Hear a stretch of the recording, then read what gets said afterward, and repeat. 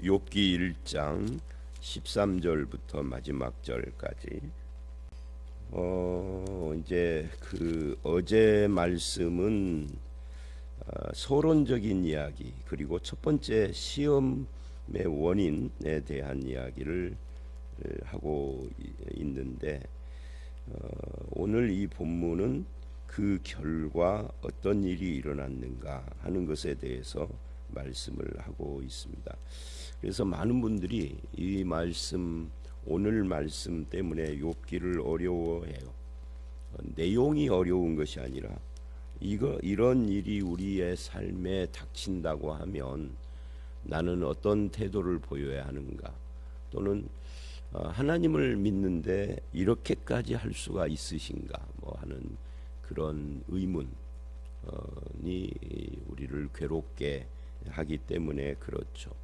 그래서 오늘 이 본문은 또 크게 둘로 나눠져요. 13절서부터 19절은 일어난 일이고 20절로 22절은 욥의 반응, 이렇게 나누어집니다. 일어난 일은 그리 어려운 내용이 아니죠. 하루는 욥의 자녀들이 맏아들 집에서 음식을 먹고 포도주를 마실 때 사환이 욥에게 와서 아뢰다. 소는 밭을 갈고 나귀는 그 곁에서 풀을 먹는데 스바 사람들이 이르러 다 빼앗고 다 죽이고 나만 홀로 피했다. 근데 이 19절까지 이야기를 보면 몇 개의 사건이 한꺼번에 일어나는데 계속해서 결론이 나만 홀로 피해서 왔다, 나만 홀로 피해서 왔다라고 해서 마치 그 자귀적인 그런 느낌이 들죠. 아무리 우연의 일치라고 해도 똑같은 나만 홀로 꼭 피하여. 왜 나만 홀로죠? 둘일 수도 있고 셋일 수도 있고 아무도 살 수 없을 수도 있고 그러는 건데, 그러니까 이 배후에 지금 사탄이 시험을 하는 것이 있고 또 그 배후에는 하나님의 허용하심이 있는 거죠. 그래서 이 사건 자체가 아니라 사건을 욥에게 알리는 것이 목적이니까. 그래서 뭐 하려고요? 욥을 흔들려고 하는 거니까. 욥을 시험하는 거잖아요. 근데 욥이 이제 그 양이나 소나 이런 것들이 죽었다 또는 뺏겼다 할 때는 별 반응이 없었던 것 같아요. 그 16절을 보면 하나님의 불이 하늘에서 떨어져서 양과 종들을 살라버렸나이다. 이 하나님의 불이라는 것은 아마도 벼락 같은 것을 의미할 거예요. 그리고 15절에는 스바 사람, 17절에는 갈대아 사람이 무리를 지어와서 낙타들을 빼앗고 종들을 죽였습니다. 여기 종들은 이제 낙타를 치는 목동들을 말하는 거겠죠. 그리고 18절에는 이제 주인의 자녀들이 맏아들에서 의 집에서 음식을 먹을 때 거친 들에서 큰 바람이 와서 아마 태풍 같은 그런 어떤 돌개바람 같은 그런 것들이 들이닥쳐서 집이 무너진 것 같아요. 근데 집이 무너져서 다 죽었습니다. 그러니까 욥의 아들들이 싹 죽은 거예요. 자녀들이. 이제 이렇게 되니까 여러분, 재산의 피해가 있을 때도 힘들지만 참을 수 있잖아요. 그런데 자녀들이 죽었다 할 때는 욥이 아니라 욥보다 더한 사람이 있다 해도 참기가 어렵겠죠. 그러니까 이제 그 말을 듣고 욥이 벌떡 일어났어요. 이제 우리는 이 욥기에서 어제 말씀을 통해서 왜 이런 일이 일어났는지를 알고 읽고 있지만 욥은 지금 이 상황을 몰라요. 왜 이런 일이 일어났는지. 그래서 이 일이 만약 욥의 이 일이 나에게 일어났다면 생각해 보면은 끔찍한 일이죠. 나는 견딜 수 있을까? 그래서 이제는 돌아가신 어떤 장로님 한 분이 우리 교회 말고요, 이 욥기 때문에 고민을 참 많이 했어요. 그분에게 이런 일이 일어난 건 아니에요. 이런 일이 일어나고 그분은 돌아가실 때까지 경제적으로 어려움이 하나도 없었고 자녀들이 잘못된 일도 없었고 자녀들이 다 잘 됐어요. 그런데 이 하나님의 말씀을 읽다가 고민이 되는 거죠. 정직하신 분이에요. 정말 나에게 이런 일이 일어나고 욥 같은 그런 고난을 당한다면 자기는 참 감당하기가 힘들 것 같다 하는 고백을 저에게 하더라고요. 욥기 설교를 듣고 한 고백이에요. 우리는 아닌 척하지만 사실은 그 장로님이 정직한 거죠. 우리는 뭐 나는 견딜 수 있어라고 말하지만 그거는 사실은 어떻게 보면은 일어나지 않은 일이기 때문에 허풍 떠는 것인지도 몰라요. 우리는 대부분 못 견딜 가능성이 더 많아요. 물론 하나님께서 우리 믿음을 도와주시고 하면은 일어날 수 있겠죠. 넘어졌다가도 일어나는 것이 신앙이니까. 그 욥기를 읽을 때마다 그분 장로님이 생각이 나요. 정직하게 자기 진심을 고백을 하더라고요. 제가 지금 간단하게 말했지만 이렇게 간단하게 말한 것은 아니에요. 진지하게 그 상황에 대해서 이야기를 하더라고요. 만약에 이게 나의 문제라면 여러분은 어떻게 생각을 하세요? 오늘 본문은 뭐 해석을 하고 말고 할 것도 없어서 그냥 이 말씀 앞에서 우리가 고민하는 것이 오늘 본문에서 해야 할 일입니다. 우리라면 어떻게 할까? 뭐 재산을 잃어도 문제지만 그건 그래도 견딜 수. 자녀들이 죽었어요, 다. 어떤 반응을 할 수가 있을까? 이 자녀들이 결혼은 했을까? 뭐 성경이 그 말은 안 하니까 결혼을 했는지 안 했는지를 알 수는 없어요. 고대 세계에는 지금하고 조금 또 결혼 풍속도 좀 다르니까. 그러면 손자들은 있을까? 알 수가 없어요. 욥이 굉장히 충격을 받았을 것 같습니다. 여기서 이런 질문을 우리는 해봐야 합니다. 그래서 이런 상황이 나에게 재산을 잃었거나 또는 자녀들이 죽었거나 또는 뭐 꼭 자녀들이 아니라 해도 거기에 버금가는 어떤 슬픈 일이 내 인생에 일어났을 때 그것 때문에 충격을 받고 식음을 전폐하고 슬퍼하고 울부짖고 하는 것은 불신앙일까에 대한 질문도 해봐야 돼요. 나는 어떻게 반응할까도 생각해봐야 되지만 슬퍼하는 것은 신앙이 아닐까도 생각해봐야 돼요. 가끔 보면은 슬퍼하는 것은 불신앙이다라고 생각하는 분들이 있는 것 같아요.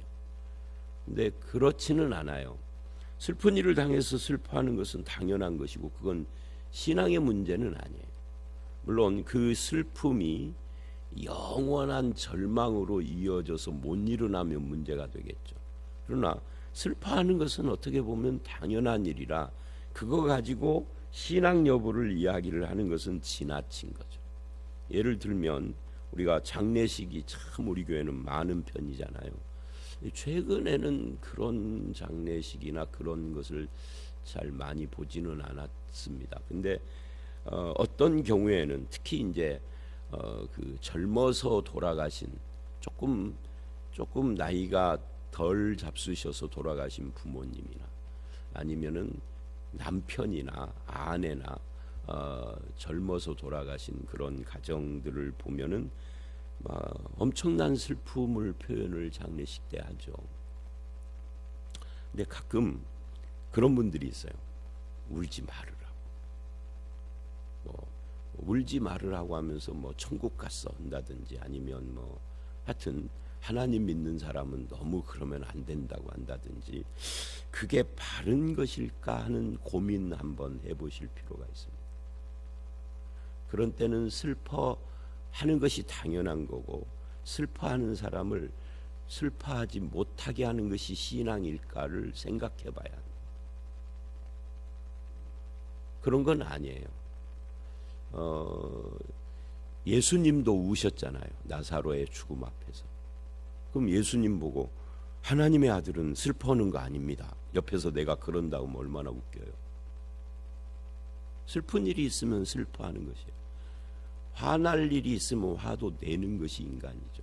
감정을 통제하는 것이 신앙이라고 하는 것은 그건 착각에 해당됩니다.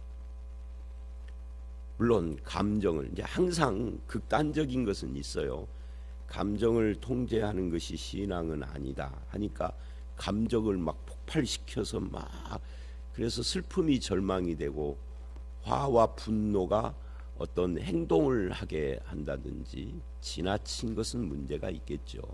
그러나 인간의 감정 통제를 신앙하고 연결을 해서 예수 믿는 사람들은 전혀 감정을 드러내지 않는, 그래서 마치 돌부처처럼 무슨 일이 있어도 다 가만히 있는 이런 것이 신앙이라고 생각하는 것은 잘못인 겁니다. 아니, 제가 왜 이런 이야기를 하느냐면 제가 늘 말하잖아요. 저도 젊어서라기보다는 어려서라고 해야 되겠죠. 어려서 한때는 그런 것이 신앙인 줄로 알았던 때가 있었거든요. 그때는 인생을 몰랐을 때니까. 아니, 20몇 살 먹은 놈이 인생을 뭘 알겠어요. 그러니까 인생을 잘 모르니까 그런 걸 이해를 못하는 거죠. 신앙에 불타서. 이게 문제예요. 신앙에 불타서. 이 신앙이 너무 지나치게 좋은 사람들이, 표현이 좀 이상한데 이 좋은 의미에서의 이야기가 아닙니다. 지나치게 좋은 사람들이 가끔 남을 이해 못할 때가 있어요. 그 사람의 입장이 안 돼 보니까. 특히 이 감정의 문제는 더 그렇습니다. 그래서 이런 부분에서 우리도 한번 생각을 해보시라는 거죠. 남을 이해 못하는 정도뿐만이 아니라 자기 자신을 과도하게 통제를 해서 아닌 척하는데 속은 사실은 막 애끓잖아요. 하나님이 그걸 싫어하실까? 이렇게 이야기를 해볼 수도 있죠. 그 감정을 지으신 분이 하나님이잖아요. 그거 표현을 못하게 하는 것이 신앙인이라면 하나님이 감정을 뭐하러 지으셨겠어요? 아예 처음부터 인간을 창조할 때 감정을 빼버리면 좋지. 근데 슬픈 일에서 슬퍼하고 화날 일에서 화나는 그 감정으로 하나님 앞에서 기뻐도 하는 거잖아요. 그러니까 이 감정이 없으면 저 감정도 없는 거잖아요. 신앙이 기쁨, 하나님께 기쁨, 영광을 돌리는, 영광을 돌릴 때 아까도 말한 교회에서 부처 이야기해서 미안한데 돌부처처럼 더 굳은 하나님 영광, 뭐 마치 꼭 로봇처럼 하나님 영광 이러면 얼마나 웃겨요.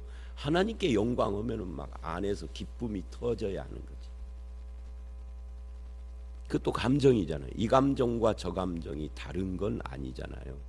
자, 이 부분을 우리가 좀 생각을 하셔야 한다. 남의 감정에 대해서도 그러면 안 되고 나의 감정에 대해 다만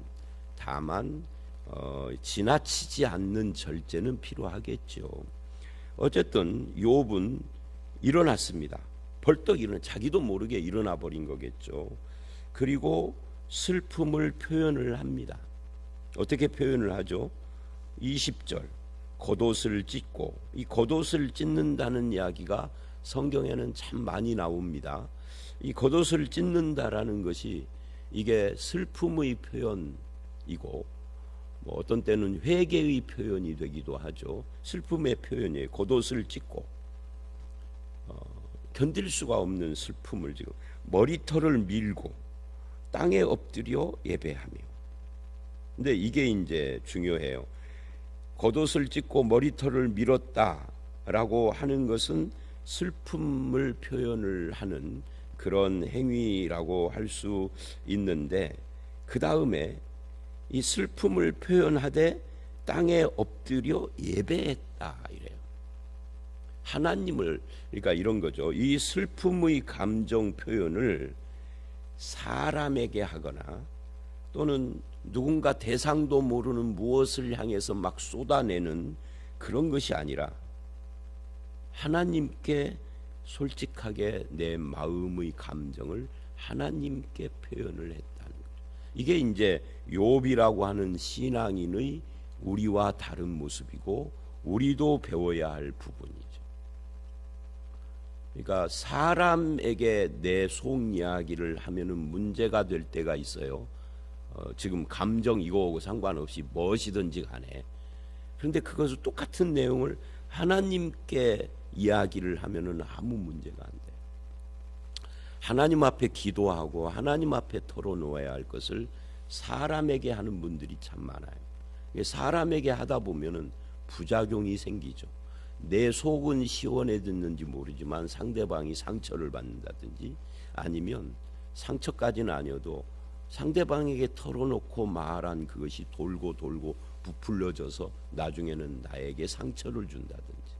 그래서 사람에게 말을 해야 할 문제가 있지만 그렇지 않는 것은 굳이 사람에게가 아니에요. 하나님에게.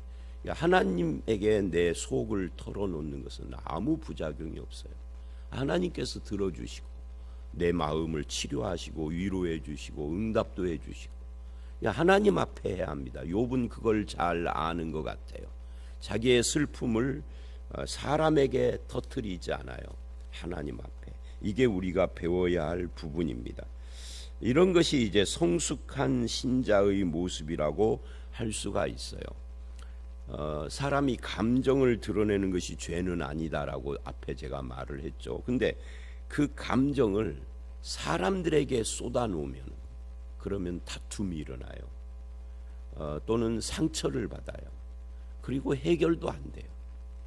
근데 우리는 가끔 그렇게 실수할 때가 있습니다. 하나님 앞에 내 마음을 토로하는, 제가 너무 가슴이 아픕니다. 내가 너무 슬픕니다. 견딜 수가 없습니다. 정말 막 죽고 싶은 생각입니다. 하나님 앞에 하는 것은요, 그거보다 지나치게 해도 아무 문제가 없어요. 하나님이 들으시고 응답하시고 치료해 주시니까. 아니, 치료를 안 해주셔도 문제, 부작용이 없어요. 근데 그런 걸 아무리 친한 사람이라도 사람에게 하면은 부작용이 반드시 생겨요.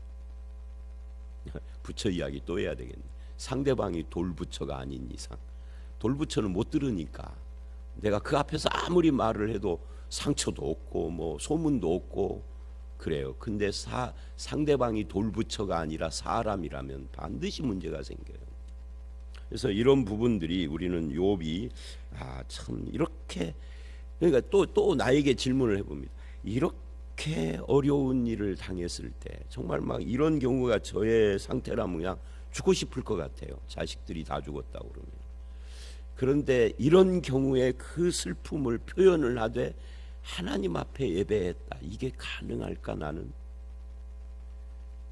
하나님 앞에 예배자가 가능할 것 같지가 않아요. 제가 목사라 해도 일단은 예배, 이거는 한 일주일 뒤면 몰라도 당장은 아닐 것 같아요. 당장은 어떻게 했을 것 같습니까? 여러분 한번 상상을 해보십시오. 저 같으면은 그냥 방바닥에서 다리를 쭉쭉 뻗고 막 그냥 울부짖을 것 같아요. 하나님께 예배 이런 거보다는 막 그냥 어쩌면 막 손으로 막 바닥을 치면서 손이 다 뭉개질지도 모르죠. 그러면서 이렇게 말을 했다는 겁니다. 이 부분이 이제 정말 우리는 이럴 수 있을까? 이르되 21절 내가 모태에서 알몸으로 나와 싸운즉 또한 알몸이 그리로 돌아가올지라. 맞아요. 이 알몸이 옛날에는 적신이라고 그래. 적신, 알몸이라는 뜻이에요. 우리가 올 때 아무것도 안 가지고 그냥 알몸이 왔죠. 갈 때도 알몸이 그냥 가는 거예요. 아무것도 안 가지고. 재산을 뭐 몇백 조를 가지고 있어도 갈 때는 그냥 알몸이 가는 거예요. 욥은 그런 인생에 대해서 잘 알아요. 욥은 우리가 어제 본 것처럼 어마어마한 부자예요. 그런데도 자기는 갈 때 그냥 알몸이 간다라는 것을 알고 있었던 거죠. 그러니까 하나님을 믿는 거죠. 그러면서 이래요. 주시니도 여호와 거두시니도 여호와시니 여호와의 이름이 찬송을 받으시고. 알몸이 왔는데 많은 것을 소유하고 우리가 살고 있죠. 지금 아무리 가난해도 알몸은 아니잖아요.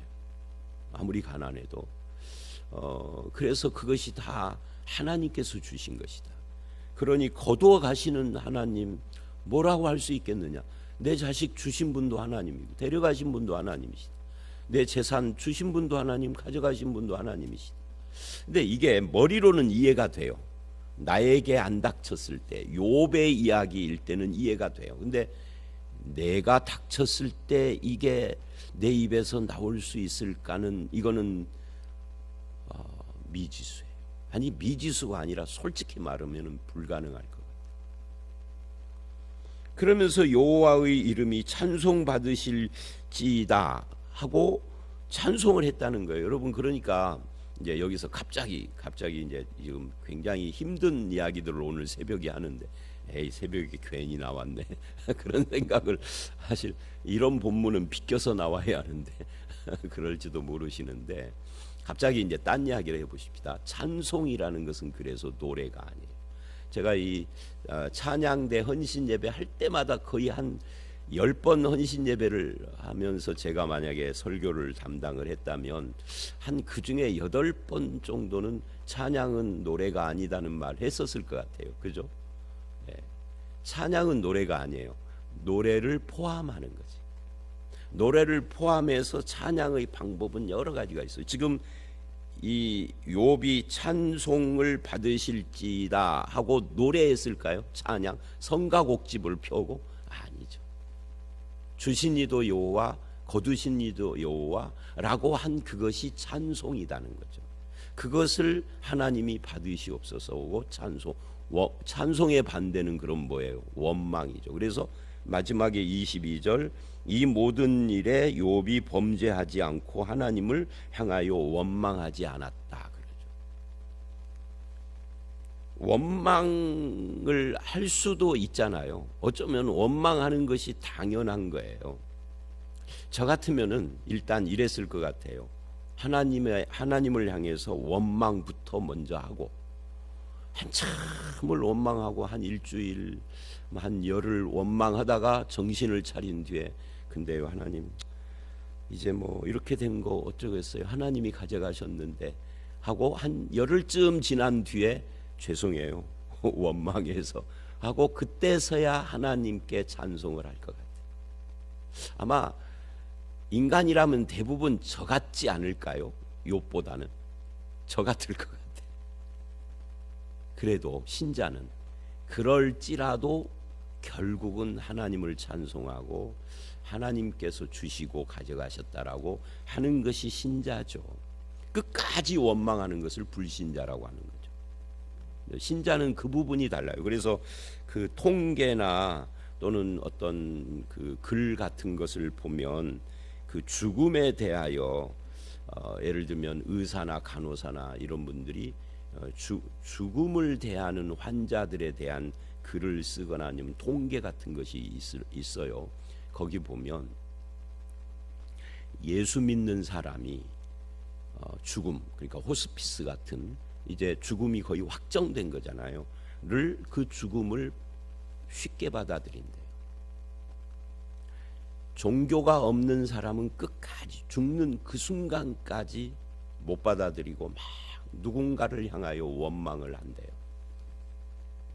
근데 종교가 여러 가지가 있지만 그 중에서도 기독교인이 제일 빨리 받아들이고 태도를 바꾼답니다. 그게 신앙인 거죠. 하나님 안에서 어차피 가야 할 인생이라면 하나님께 소망을 두는 것이죠. 그래서 마음이 좀 더 편안해지는 거, 빨리. 뭐 여기 계신 여러분들은 영원히 돌아가시지는 마십시오. 제가 혹시 오늘 새벽에 계속 어려운 이야기만 한다고 또 욕먹을까봐 덕담하는 겁니다. 영원히 돌아가시지는 마십시오. 그러나 남의 이야기라도 나를 대입해서 한번 생각을 해보시라는 거예요. 그래서 결론이 이겁니다. 야, 나는 욥처럼은 못할 것 같기는 한데, 그런데 좀 늦게라도 하나님을 찬송하고 원망하지 않고 하나님께 엎드리는 것이 이게 신자다. 욥처럼까지 못해도 결론이 그쪽으로 가야 하는 거구나 하고 생각을 해볼 수는 있겠죠. 자, 오늘 말씀, 사람이 감정을 표현하는 것이 잘못된 것은 아니다. 그러나 그 감정 표현이 너무 지나쳐서 절망으로 가고 불신앙으로 가면은 안 된다 하는 것과, 어려운 일이 당해서 슬픔을 표현하되 하나님께 엎드린 이 욥은 우리의 결론이 어디로 가야 하는가 하는 것을 보여주는 겁니다. 그리고 인생에 대해서 알몸으로 왔는데 많은 것을 우리가 받고 누리면서 한 100년 살다가 갈 때 알몸으로 가는 건 너무나 당연한 거다. 그런데 주신 이와 거두신 하나님 앞에 찬송을 드리는 것이 자연히 살다가 우리가 이 땅을 떠날 때는 가능할지 몰라도 이렇게 젊은 아들 딸들을 잃고는 참 어려울 것 같은데, 그러나 결론은 하나님께 찬송 영광 돌리고 원망 않는 것이다. 원망하다가 돌이키는 것이 신자다. 욥처럼 아예 처음부터 원망을 안 하면 더 좋겠지만, 근데 이런 대단한 욥도 3장에 가면은 막 원망을 해요. 그러니까 왜 그러는가를 우리가 욥기를 통해서 이제 추적을 하고 보도록 하겠습니다. 여러분의 삶에 고난이 없으시기를 바랍니다. 그러나 고난이 온다면 결론이 하나님 앞에 엎드리고 하나님께 찬송을 드리고 원망하던 입술이 바뀌는 그런 신앙의 삶을 살 수 있기를 원하고, 또 내가 아닌 다른 사람이 고난을 당하면 쉽게 속단해서 쉽게 함부로 이렇게 판단해서 말하는 것을 잠깐 좀 중지하는 것이 필요하다. 이해해 주는 것이 필요하고, 우리가 신앙인은 하나님을 믿어야 돼. 이렇게 고난당한 사람한테 그 말도요 상처요. 그런 말도 하지 않고 그냥 같이 울어주는 것이 더 좋아요.